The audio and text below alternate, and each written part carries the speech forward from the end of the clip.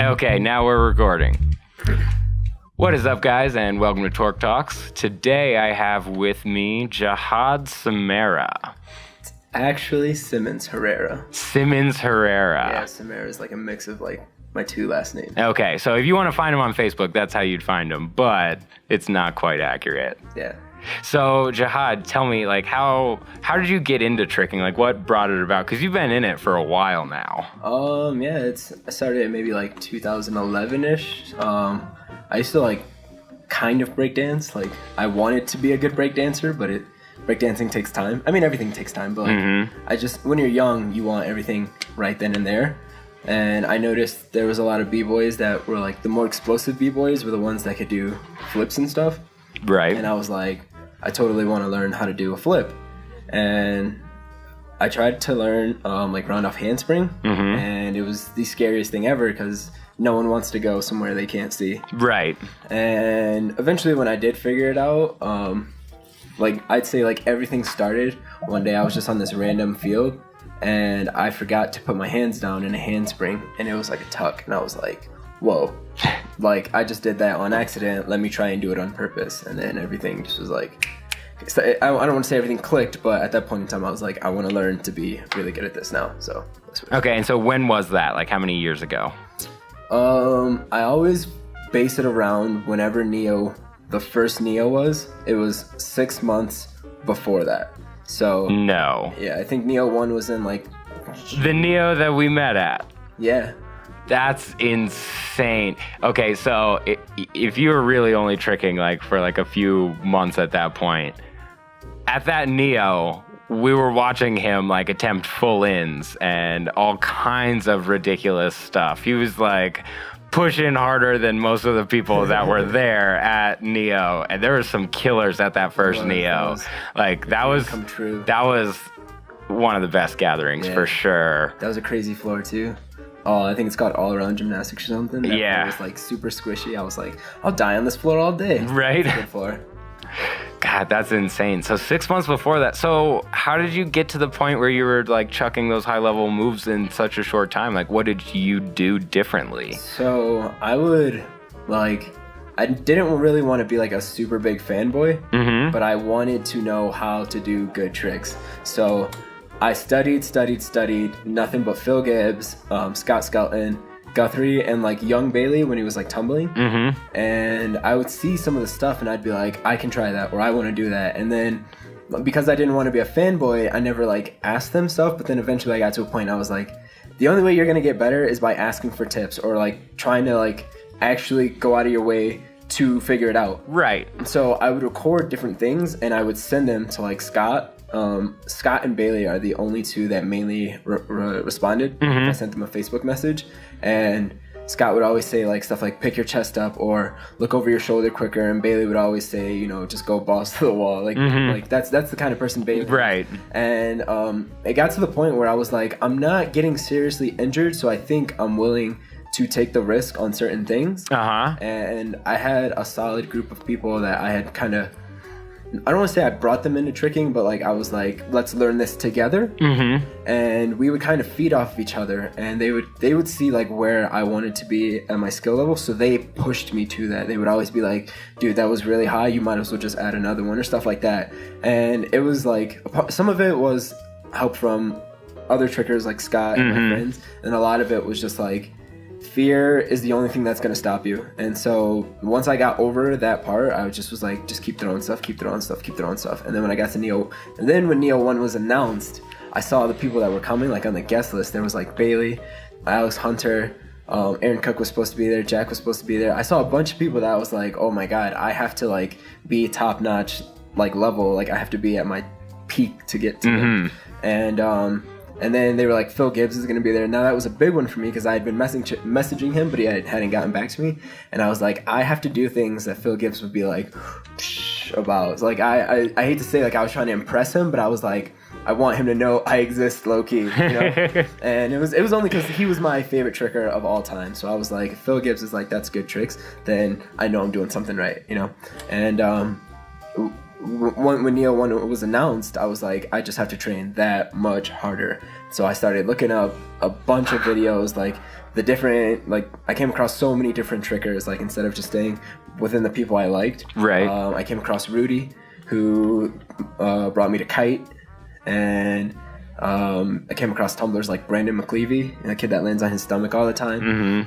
Brandon McLeavy led me to like tumblers like Little B, and like just actually looking more and diversifying like what I was watching and what I wanted to train like. Okay. That opened up my mind so much to different things, and I was just like, this is the way to learn anything, not just tricks. Like if you want to be good at, you know, psychology, you don't just read one psychologist. Right. You read all the dissertations that you can. Right. Of all different psychologists. So that's how I was, and it worked. It worked really well. Well, that's awesome. So, did you have any background like coming into this? Because I mean, still 6 months is like, that's a really short period of time to like, even if you're doing all of the things that you just talked about, you're still an anomaly within that time frame. I would say I had a little bit experience from breakdancing, and I took on parkour for a little bit. And what I learned from parkour was how to be explosive and like be strong in my legs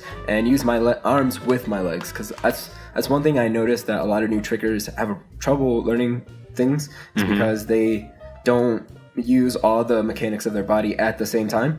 And so from parkour, I kind of learned how to use my arms and my legs together. Right. And that carried over so well into tricking. That's awesome, man.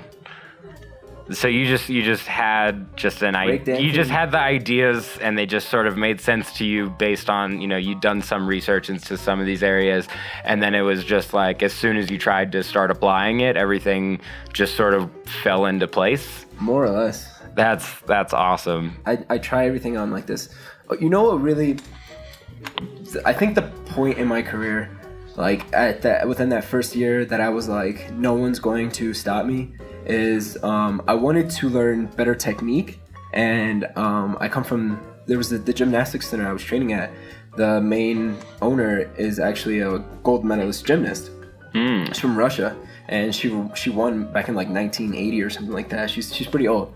And I had come to her personally, and I was like, I want to learn gymnastics on the side. And she was like, you're much too, like her exact words, she was like, you're much too old, and you're much too ugly in your flips. And I was like, wow. So she basically told me no, just like that. And part of me was like, I was more like, who turns down money rather than, you know, because I was like, I'll pay you to learn. Like, I want to learn, teach me.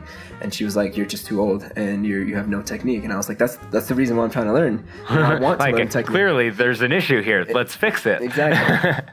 She had a daughter who did gymnastics, and like her daughter is a really good gymnast, and she ran open gyms whenever the mom wasn't around. And so I talked to the daughter personally, and I was like, your mom won't train me. Like, will you at least like give me an idea of certain things I can fix? And she was actually very chill about it.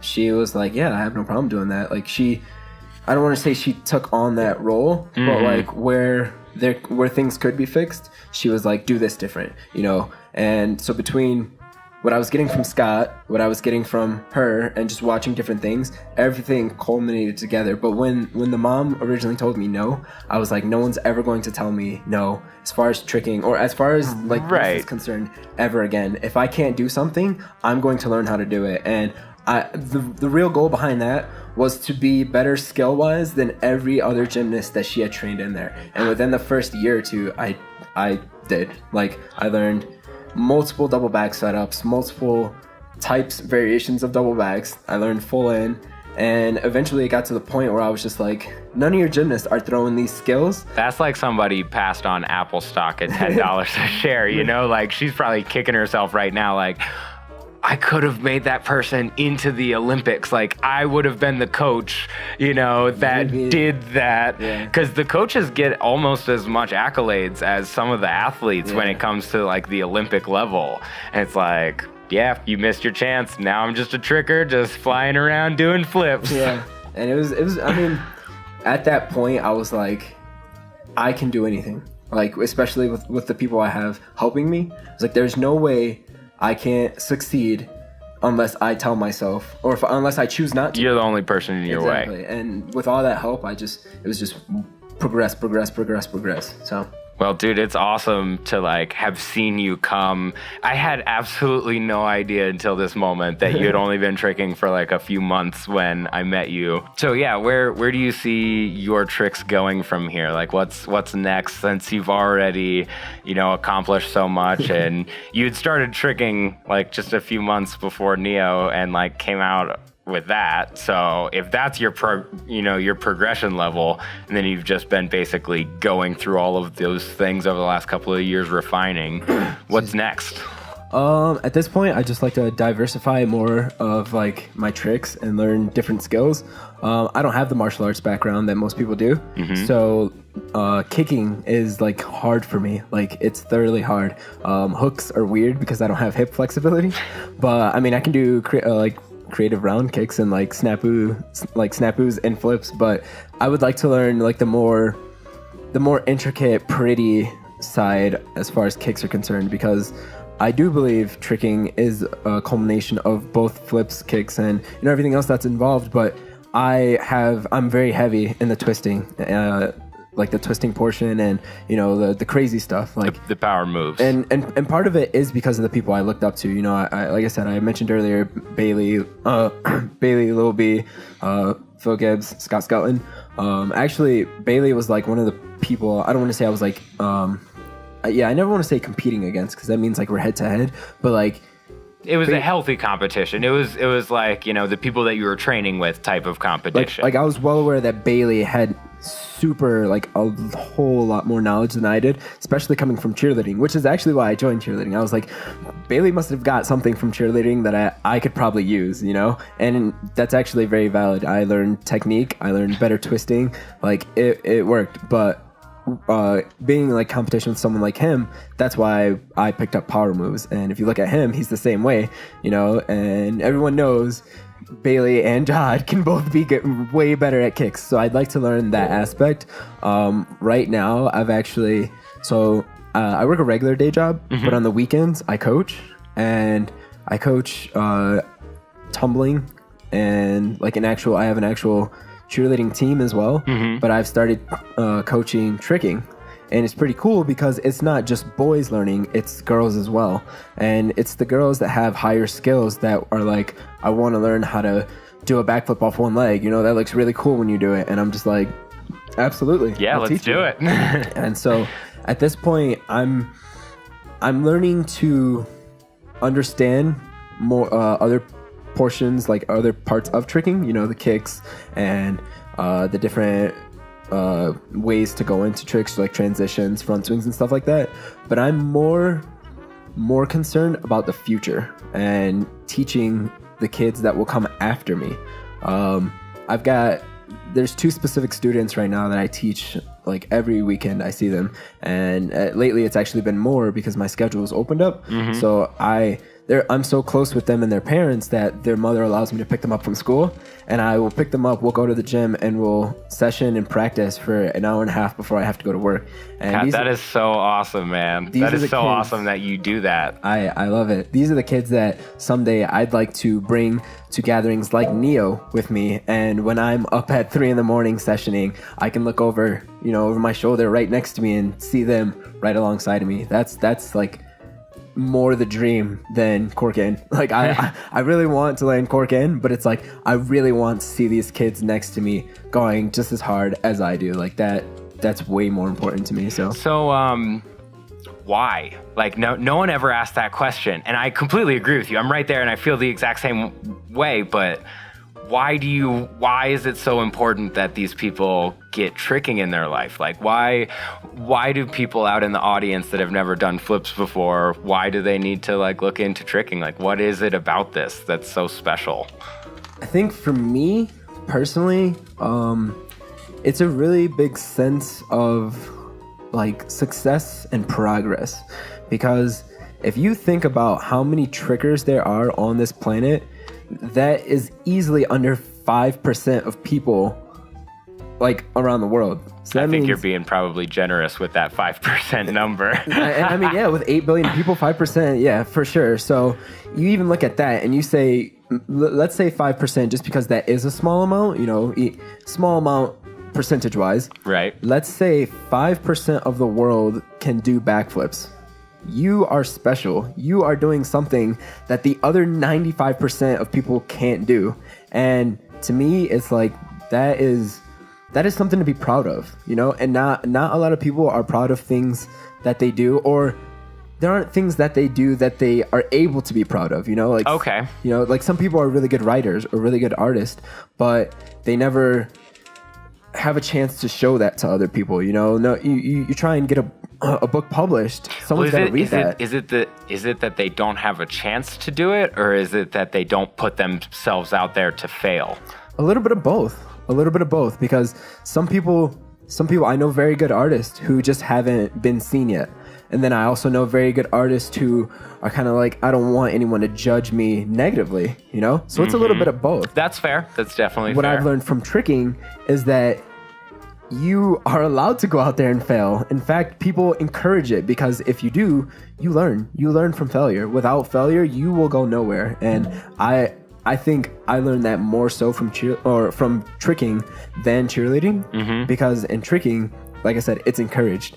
But in cheerleading, if you fall, like, everyone sees that, you know, they're like, that kid fell at NCA, like, we're gonna remember him. But you fall at a tricking gathering. It's like, yeah, no one cares about how many times he fell. He landed it once. Exactly. And you get that opportunity to keep trying. Whereas when you're, you know, in other sports, it's like, once the game is done, you've lost. That's it. Yeah. But in tricking, you could go out there and try. Let's use dub for example. You can go out there and fail 56 times. On the 57th, the moment you land it, everyone's gonna lose it. And that is very special when everyone crowds around you and you just feel like all your hard work has paid off. Even if it's so small, that is something to be proud of. And that has changed my attitude towards everything. Like, not just tricking, but in life. You know, I took that mentality across the board. It was like, if I'm gonna do something, I can fail. It's okay to fail. That's what you want. But once you figure out how to do it the right way, like, now you know, that's it, you know? Before that, if you would have given up before that, then you wouldn't have found that success. You wouldn't have felt like progress and to be proud of whatever it is you're doing. So I try and teach that to the kids, because if they learn that young, they can apply that early into their entire life. Yup. And that's really the way I look at it. Like, tricking has made me realize that in order to be proud of yourself, or to more so be willing to try something, you have to fail in order to get to that point of success. And a lot of people are afraid of that. So that was actually a valid point. Yeah, I would say that for sure. Yeah, so I think that was beautifully articulated. That's pretty much what I've said in the past and will continue to say into the future, is like, tricking gives you this toolkit that can be like, you can use it to fix things throughout your life. And it's only once you like get into, you know, the things that create that struggle, and then you overcome them, that you realize, oh shit, I can overcome struggle. Yeah. And then once you realize that, you're like, oh, okay, so it's just different levels of struggle that I have to overcome. And sometimes it's a struggle in order to pay rent, and sometimes it's a struggle in order to land that flip. But ultimately, when you abstract them, they're the same concept. And if you understand the concept, you can apply it, and it just makes life so much easier, doesn't it? So much simpler. Like, it's actually kind of fun. Like, people, it's hard. It's hard, but like, all the people out there in the world that are just constantly complaining about how everything is so hard, it's like, well, yeah, it's hard. That's what makes it fun. Yeah. Like, they just... Once you get past that, you're like, all right, the struggle was worth it. You know, you love it that much more, and you appreciate it. That's one thing I teach, like, more so than skills, is confidence. Being confident in who you are, and that everything is going to be all right no matter what happens, you know? So that's confidence is like a big thing. I mean, what do people say? Like, girls like confidence, not cockiness. I mean, it's true. Confidence will take you a long way. So that's definitely something I've learned just in tricking that I've been able to apply across the board. Yeah, for sure. So where do you see this next generation going? You know, I see you doing your part and like trying to instill these things, but like across everywhere, we have tons of people that are like you that are taking their knowledge and giving it in this, you know, well-written pamphlet basically of how to do these things. Whereas like, I mean, even when you started, because you started, it sounds like about the same time as I did, which was in 2010. And when I started, YouTube was a very, very Mad Max like place. Like it wasn't infrastructured and like everything. It was like, no, people just sort of threw up videos and none of it was mainstream videos. And if they were mainstream, they were torn. And like you had to sift through all of these BS cat videos to find, you know, your Jujumufu video and things like that, to where you could like find a couple of samplers. And then once you found it, usually the feedback loop kept you there, which was nice. Or you looked at the related, and they would start to like, oh, okay, well, here's this other video that might be tricking. Let me go look at that. But even then, it was like the tutorials, there weren't very many, and they weren't very good. It wasn't big. No one knew what they were doing. So now that everything has changed, and like this new generation that's like they're 12 and 13. And killing it. I don't know if you guys have seen the Japanese trickers. They are losing their minds right now. There's this kid named Shosi. He did like the easiest dub, like it was cart dub, swing dub, pop dub. Like that's really hard. You have to stop your momentum to catch the other foot. I was like, what? He's 12 years old. What were you doing at 12? I don't even remember doing anything at 12. Like, I'm pretty sure I was like, whatever my parents told me, like, was the next thing on the agenda. Exactly. And then these kids are like, just using their brains like that and the creativity and their bodies. Oh, and like, it's beyond insane. 12 years old, I was like probably playing Call of Duty. Like, I don't even think I was doing that.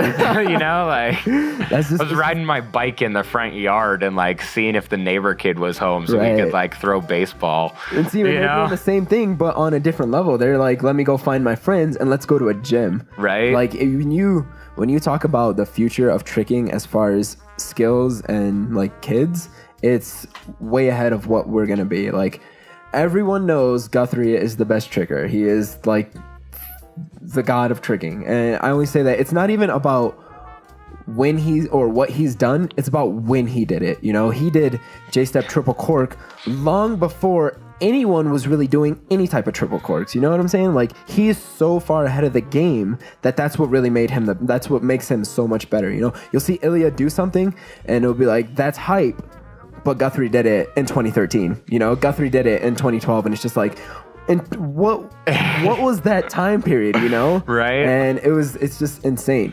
I'd like to bring up that Neo 1 was my first gathering. Then like 2 months later was KTG3, and that's when I went to go meet Mike. That was he was like still, I don't know how old he is, but I want to say he was probably like 17, 18 around that time. Yeah, Mike was a kid then. Yeah, and like meeting him was so surreal because he had knowledge from martial arts, cheerleading, and like tricking. Or rather martial arts and cheerleading that he put into tricking. Seeing it in person, I was like, this is so surreal, you know? Here I am able to do this, you know, let's say it was cart dub, punch dub or something. Here he is doing scoot dub times 3 to, you know, backside 14. And I just was like, what is going, like watching that with my own eyes, I was like, wow, that was in 2012. Here we are on half a floor. Exactly. If you see like that's the other thing is it's like a third to a half of regular size floor that he did most of the original stuff in. He's had to move up to larger surfaces as he's gotten a little bit older and bigger. But think about what I just said. Think about that combo because he did do that. I watched it. Yeah. It's like scoot dub dub dub, and then at the last part he tried to swing it but kind of missed, and then just did a invergado backside 14, and I was just like, what? So think about somebody doing that now. That was in 2012-ish. if somebody were to do that now in 2017, you'd still be like, wow, that's what makes Guthrie so good, is he was so far ahead of us. So then he was doing that, let's say 17, 18, that's just for age purposes.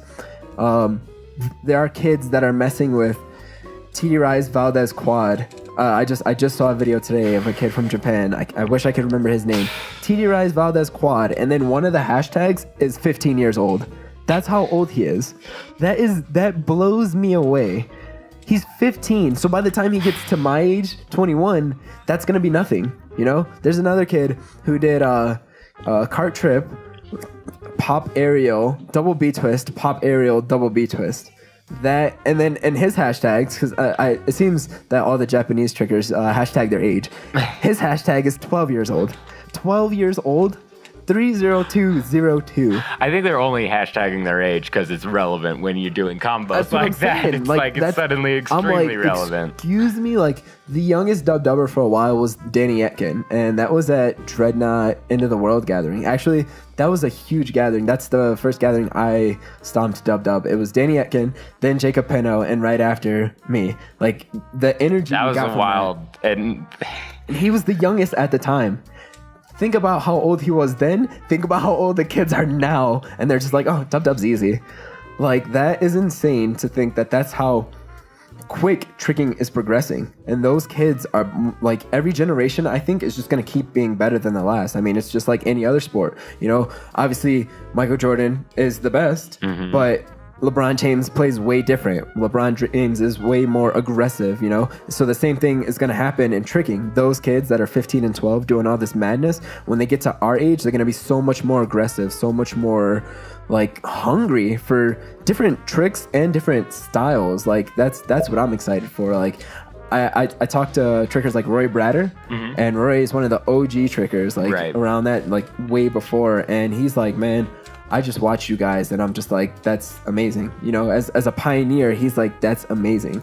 We're going to look at kids 10 years from now when we're hopefully still able to trick a little bit. And we're going to be like, wow, when I was that age, like I was not even close to that, but it's crazy to think. And it's just going to keep doing that. Every generation gets better than the last. Even if it's only small increments, it's still an increment. Small, I can't think of what the word is.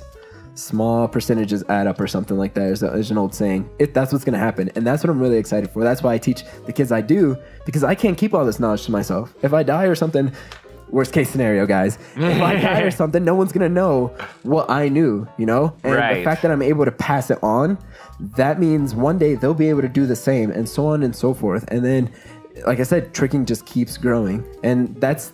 Right, and so you want to help build a sturdy foundation for the future to build upon, basically. Absolutely. What do they say? We stand on the shoulders of our ancestors. That's what I'd love to see. Everyone's so afraid of their prodigies or stuff like that getting better than them. I'm like, please get better than me as soon as you can. Like, the faster, the better. I wasn't paying attention. Oh, no. I want to apologize. Oh, no, it's still going. We're good. Okay. We just had a minor hiccup, guys. It was still on, though. It was almost a problem. That's where I am, though. I'm just like, I'm ready for them to, like, get better than me, and I'm ready to be in the corner. Like, those are the kids I train. That's, you know? awesome. That is so awesome to hear you have that mentality. I think that there are certain trickers that share that same sentiment, that, you know, I want you to be so much better than me. And I think that's definitely something that we need to encourage through the community is, you know, these people who are older and have been in it for so long, and they have so much knowledge and, you know, understanding about what we're doing to pass on. Share it. Like, share that, you know? Like, why are you gonna keep things to yourself? And, like, if you did a move and then someone else does that move, that's a good thing. Yeah, don't think now we have to, like oh, that person bit my you know, combo. It's like, well, and there are certain situations, like if you're in a battle and you do a combo that's, you know, it's a little bit disrespectful. It's it's good battling, Yeah. but it's a certain level of disrespect. Oh, absolutely. But if you're just in a session and you're playing and someone sees you do something cool and they respond with doing that same cool thing, like, don't get upset because they're copying you. And I definitely see that from time to time in different people as they get upset when they're like, oh, well, I was the only person doing that last week. It's like, well, yeah, you did a good job. Everyone liked what you did, so they're doing it too. That's like, be proud of yourself. That's a small sense of inspiration. Like, you should feel like, okay, I've added to that. You know, that's absolutely correct. Yeah, and I think it just comes down to changing people's framing about things, you know, whether it's, you know, that or like ideas, you know, that's something else. I think that's human nature, though. It definitely is human nature. There's a certain degree of fear that sort of overpowers everything. And, you know, fear of, is that person going to do it better than me? Am I not going to be able to do what I was trying to do because of that? You know, all of these different what ifs that we tie to this idea that we have.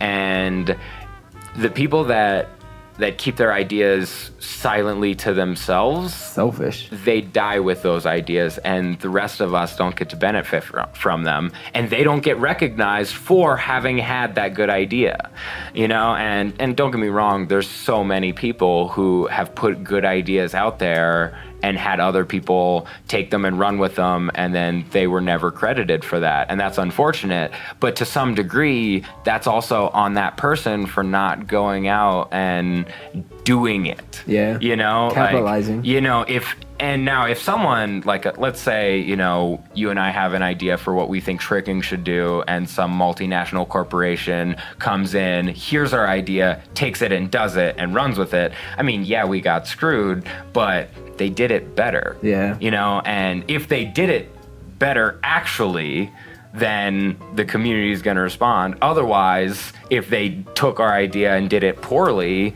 then we're going to be able to stand up and say, hey, that was our idea. Other people tried to do it. This is why they couldn't. And this is why we can. And then we do it. But it just comes down to, like... He sounds like a presidential candidate. Well, I mean, whoever can actually, like, be effective with what they're trying to do. Like, that's... Like, there are people who have taken ideas directly from me. I have no hard feelings towards those people because they went out and they did something that I wasn't willing to, and that I just didn't put the time in. You know, like, just because you have an idea, that means nothing. Everyone has ideas. Everyone's brilliant. Yeah. You know, and everyone's an idiot. There's a dichotomy. Yeah. It exists everywhere. But yeah, people definitely tie too much to that. And like with tricks, with ideas, with all of these different things, they're just not willing to be selfless with it. Yeah. And so it's really exciting to see, you know, you and a lot of the other, you know, leaders in this field and in this sport, really pushing that mentality of, hey guys, let's share, you know, like let's do something awesome together. Yeah. Yeah, and I think honestly that's a pretty good spot to wrap it up on. I'm not sure how long we've gone, but I think that it was a really good talk. Perfect. Yeah, so Jahaad, how do people get in touch with you on the social medias, the YouTubes, the internets? So on Facebook, as you said earlier, my name's Jahaad Simerra. So let's just keep that. Let's just go with that. And then on Instagram, my whatever it's called, my handle is XJAHAAD_. And then YouTube, I've got 2 accounts, but one of them I don't really use that much. But if anyone knows about Team Everyday Heroes, that's the team I belong to. I do all my uploads there. And if you just look up Team Everyday Heroes, it usually comes up. I post pretty frequently as far as raw footage or just full samplers, but I'm always on Instagram. If you were to send me a message on Facebook, I'm very open to, you know, whatever it is. You need tips, I'll give you tips. You know, I'm willing to talk about anything. I mean, there's so many people that have come to me and be like, hey, you punch really good, can you tell me how to do it, you know? And I am very generous in the sense that I want to share my knowledge. I want everyone. So yeah, I mean, you can send me a message on Facebook, you can send me a message on Instagram. I'm on Snapchat. I am JAHAAD. It's pretty simple. Like, you can send me a message anywhere, whatever the case may be, and I will respond. I have time to help any and everyone as far as I can. So whatever works for you works for me.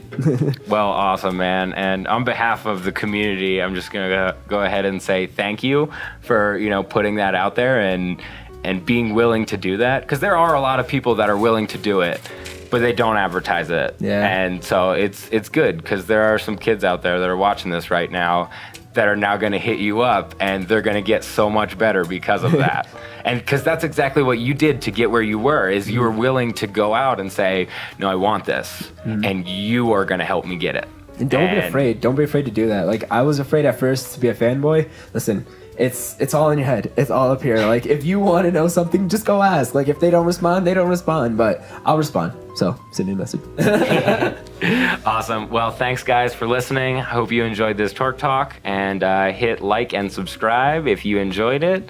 Give us a share if you think we have some relevant things to say. And we will see you next time. Peace. That was pretty fun. Yeah, dude, they're so much fun. Oh, I love these. This is like a TED Talk.